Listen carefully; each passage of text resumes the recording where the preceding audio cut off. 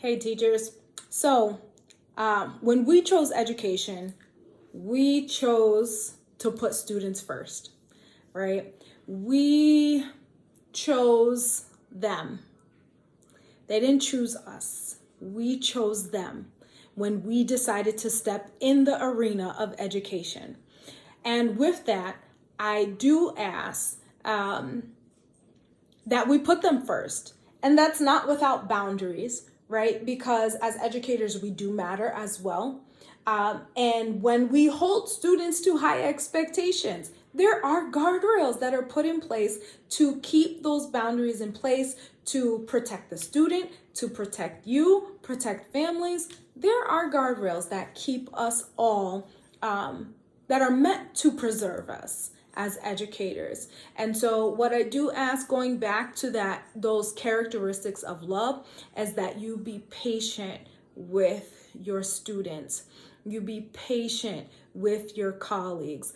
Build a support system around you so where you can call on your colleagues, you can call on your spouses, you can call on your friends on your toughest days to, fill your cup, to rejuvenate, to get back on track. You need that in your life.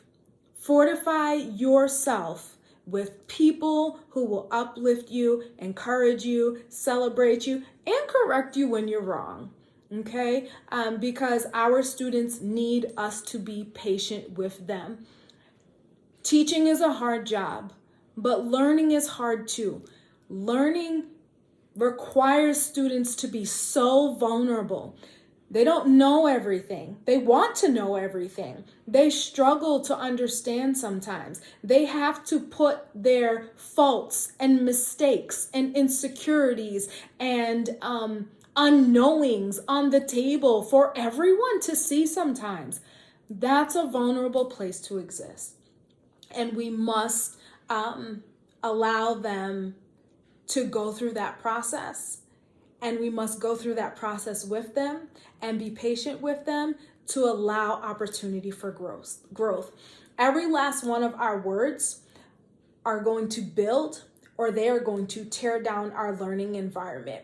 And moving in love at its finest creates an optimal learning environment where we are able to keep our peace and we're able to go through the struggle with some of our students and we're able to support them in some of the most delicate ways. But operating in love and all of that allows us again to consciously and or subconsciously allow students to operate through the different levels of brain functioning to where they are able to increase their capacity to learn.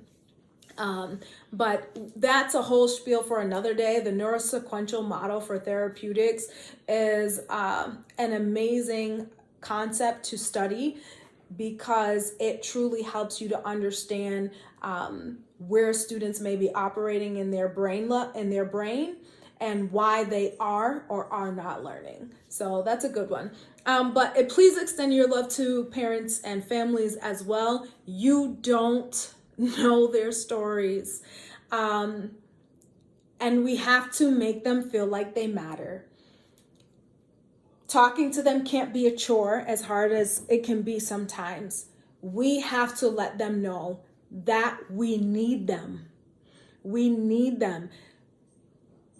And we have to honor them for who they are in their child's life, who they will be in their child's life, who they should be in their child's life. Whatever the case, we have to show parents that we honor them. So yeah. And then if you want partnerships with parents, you must love and respect them even when it's tough.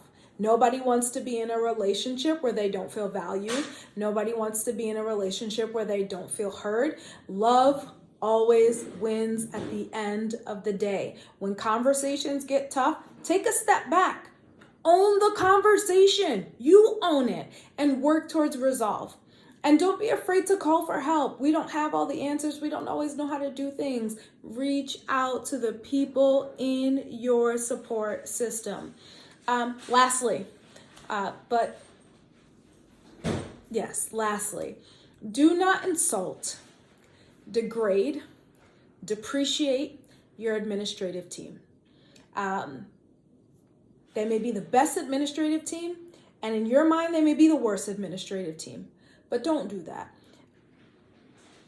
I like to consider them the parents, right? And when you have an unruly child, or a child who doesn't value you, or a child who constantly is putting you down, a child who's constantly talking about you, a child who never shows their gratitude for all the amazing things that you may do in their lives, whether it's up to your potential or not, but it may be their absolute best. It may be what is excellent to them in that moment.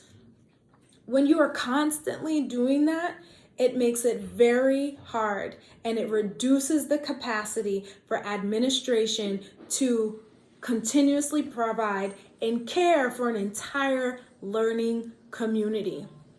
Please remember, honor your admin, and we are all striving to do our best. That's them included, okay? That's our admin. That's for our teachers. Okay, moving on.